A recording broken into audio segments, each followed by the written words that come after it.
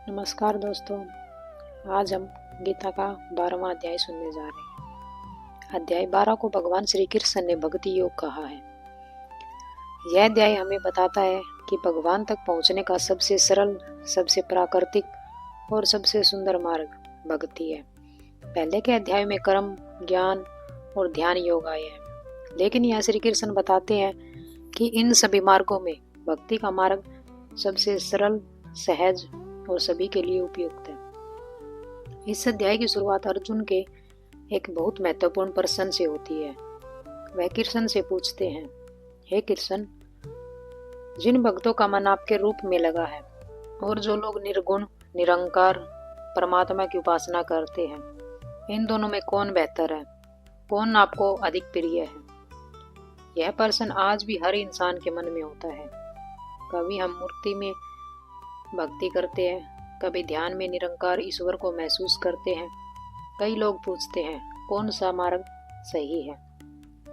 श्री कृष्ण यहाँ बहुत साफ जवाब देते हैं। श्री कृष्ण कहते हैं, दोनों ही उपासक श्रेष्ठ हैं, दोनों ही भगवान तक पहुंचाते हैं, लेकिन साकार रूप में भक्ति करना मनुष्यों के लिए आसान है, क्योंकि मन भटकता है।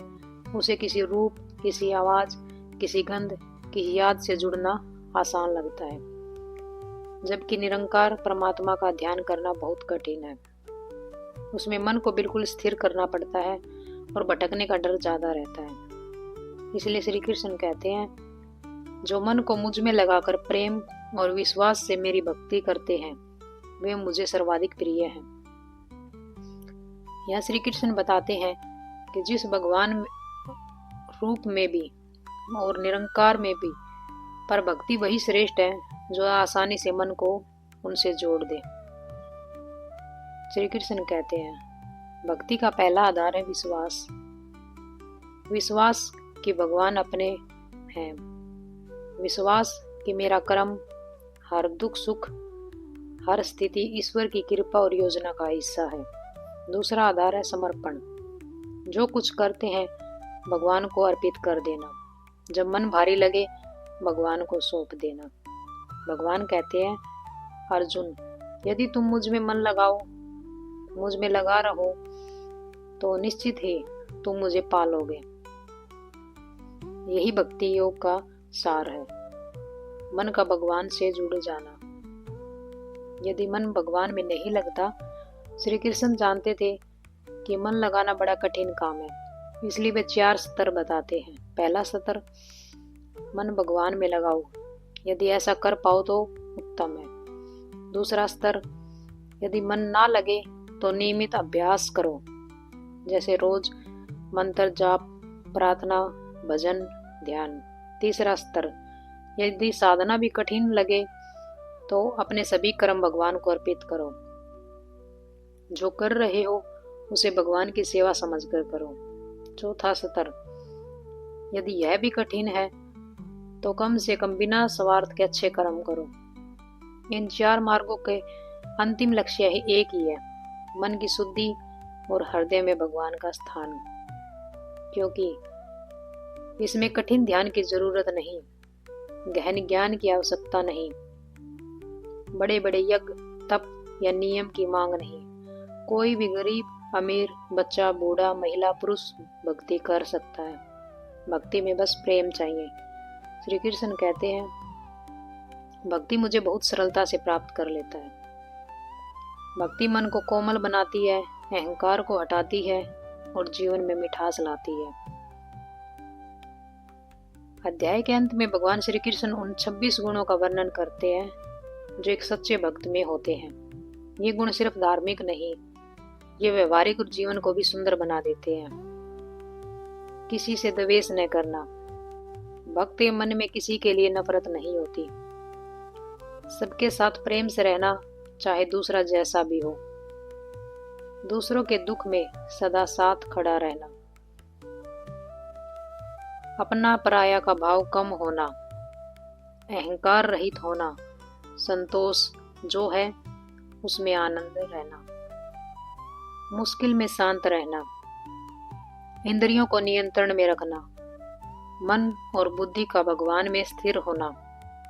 अहिंसा, सत्य, सरलता, किसी की निंदा न करना, स्वच्छ मन, अपने कर्मों से किसी को दुख ना देना, भय और क्रोध से मुक्त होना, ममता कम होना, संतुष्ट रहना, भगवान पर पूर्ण भरोसा, किसी परिणाम की चिंता न करना, मित्र और शत्रु को समान समझना, सम्मान और अपमान को समान समझना, ठंड गर्मी सुख दुख में समभाव रखना, साधारण जीवन उच्च विचार, कम बोलना, मीठा बोलना, किसी से ईर्ष्या न करना, हर हाल में भगवान का नाम लेना, प्रेम से भक्ति करना।